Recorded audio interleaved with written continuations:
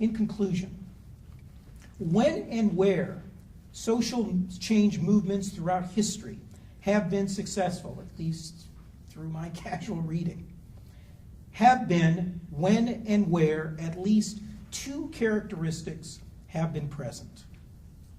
The first is where people engage in what can be called deliberate action reflection process, where people and community reflect on their conditions, where they've come from, who they are, who they want to be, what they want to do. This reflection derives and decides their actions, which in turn provides experiences to circle back, to reflect on what worked and what needs to be tried next. This action reflection process never stops. The Christian-based communities of Central and South America are maybe the most famous and maybe dramatic and recently successful examples to what has led to a number of revolutionary social and political liberation movements that we have seen blossom over the past decade in South America and to a certain extent Central America.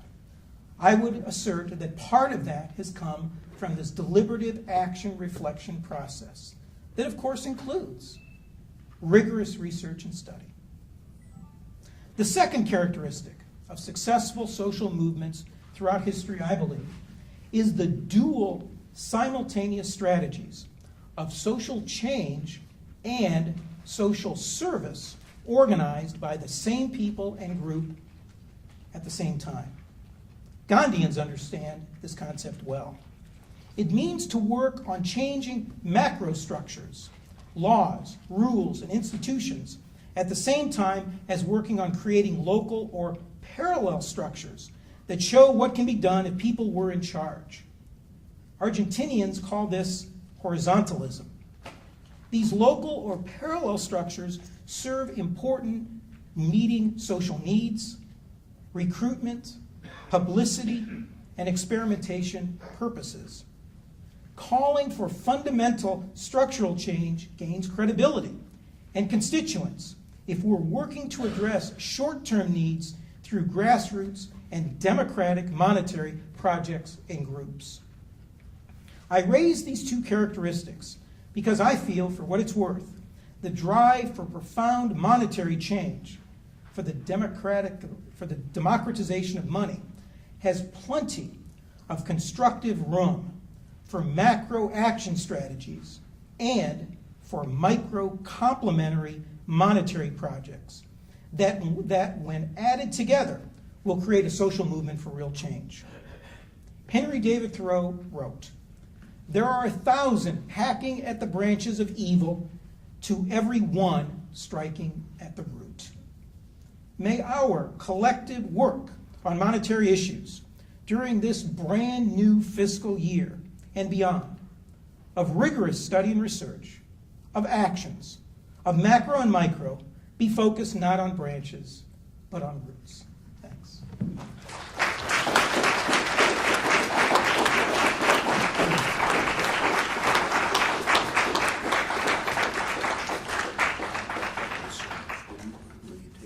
If people are willing to lob things, I will try to. Colum has a microphone.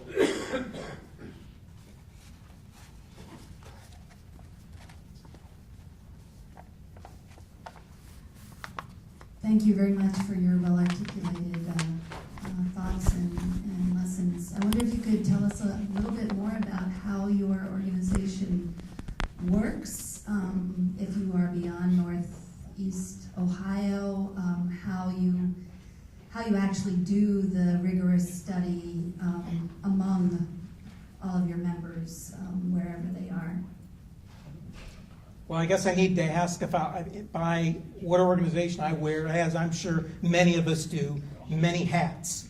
But if in particular the sort of the POCLAD hat, yes, which has evolved into what I've not really mentioned much at all, what has sprung from that group of frustrated activists has led to this new effort called Move to Amend that seeks to literally amend the United States Constitution to abolish corporate personhood, corporate constitutional rights,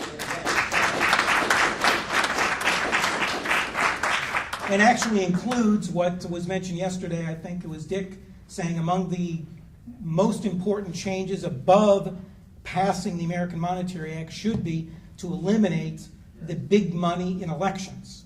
That derives from another constitutional decision and case called Buckley versus Vallejo, passed in 1976, that equates money with free speech. To me, money's property, it's not free speech, but they did. So anyway, the evolution of POCLAD to that group today called Move to Amend, and you can check out their website, movetoamend.org.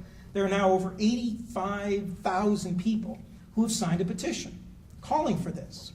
And basically what happened is for years and years, POCLAD was planting these seeds, going around, doing this rigorous research, delving into the lost history of how corporations at one time were subordinate to we the people.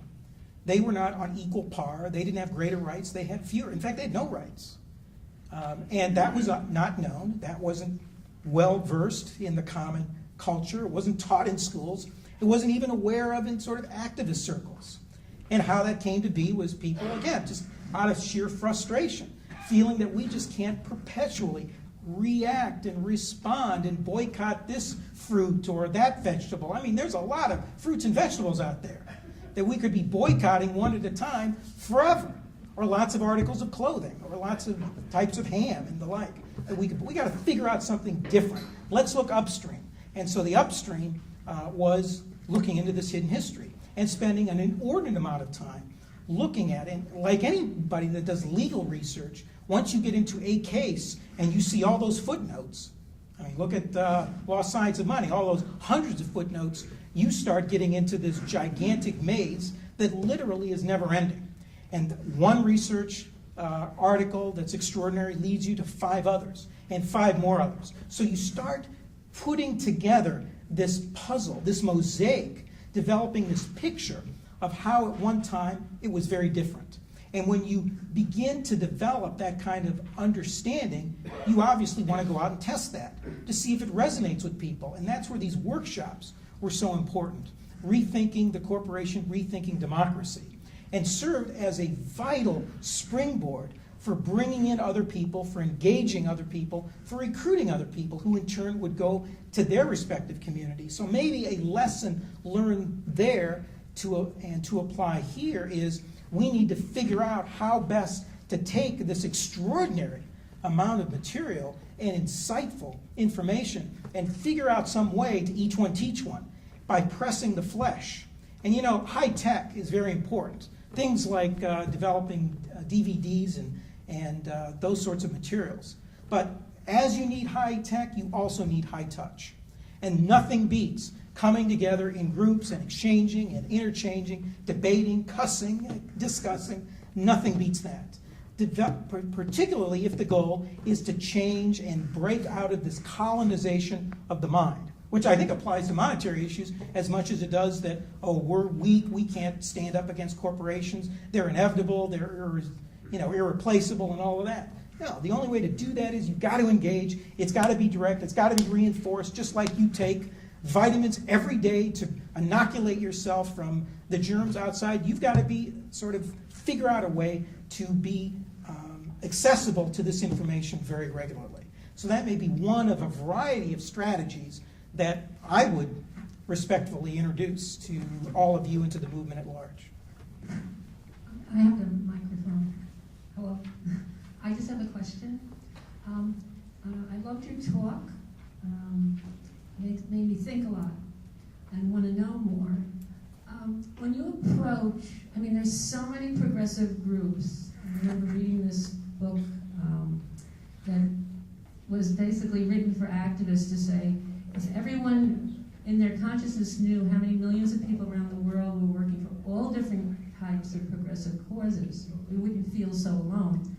So my question to you is, when you approach a progressive group, what are your arguments to say to them, because here all their energy is devoted to their group, that the monetary issue is the major one? What are your arguments that I mean, that's to me like a key when I try to talk to people. Is that not the challenge that we're all grappling with and trying to figure out the best approach? Either the 30-second elevator speech approach or the 2-minute, if you have somebody sort of trapped in a room and you've got there and you're in between where they are and the door, you may have 2 minutes to work on them, soften them up. Or your one sheet. And we tried, for example, in Northeast Ohio, we tried to boil down the lost science of money into one sheet, front and back. And have been, trying to hand that out and see if that connects. It's going to be like this action reflection, this scientific approach of trial and error to see what works.